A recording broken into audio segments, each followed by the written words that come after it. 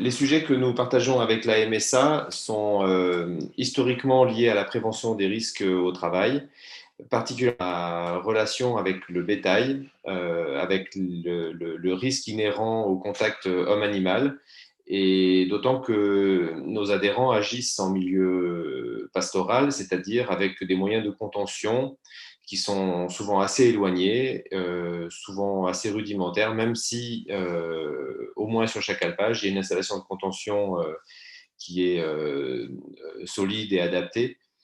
Parfois, les bergers et les éleveurs ont à soigner des animaux loin de ces installations de contention. Et nos premiers travaux avec la MSA ont été sur la prévention des risques liés à cette relation homme-animal. Puis ça a évolué vers la prévention des risques liés au fait d'être en alpage, en estive, dans des situations naturelles qui peuvent être assez complexes, avec une pression du milieu naturel, avec des risques liés au milieu naturel, de la météo jusqu'au relief, qui est relativement élevé. Voilà. Et au fil du temps, la prédation venant sur les alpages, nos actions ont évolué vers la prévention des risques liés à la, à la difficulté rencontrée par éleveurs et bergers dans les contextes de prédation, avec des risques psychosociaux qui sont relativement importants, des pertes de sens. Voilà, donc tout en travaillant sur des solutions de reconnaissance déjà institutionnelles du métier et du travail d'éleveur, tout en travaillant sur l'évolution des techniques et des pratiques. On a également pris en considération les difficultés d'ordre psychosocial dans le cadre du travail en alpage. Voilà, donc on en est là en ce moment.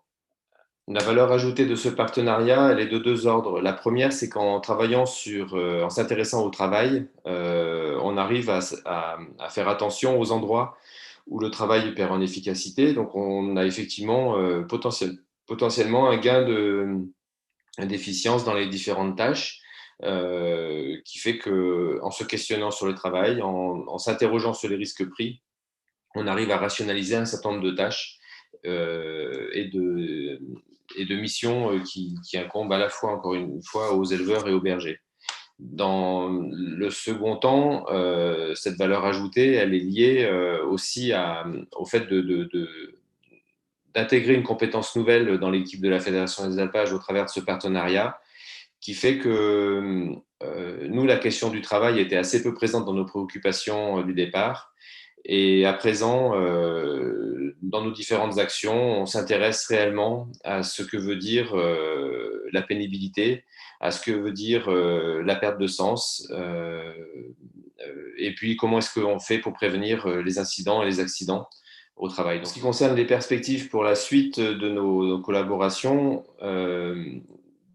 les trois sujets évoqués, c'est-à-dire la prévention des risques au travail, les risques psychosociaux, et puis l'augmentation de la prise en considération du travail.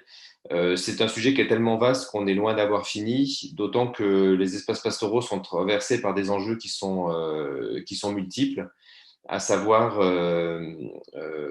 autour du travail, le nombre de contraintes augmente. On a pensé à la prédation, nous en avons parlé, mais il y a également les évolutions climatiques qui impactent les ressources en herbe et en eau.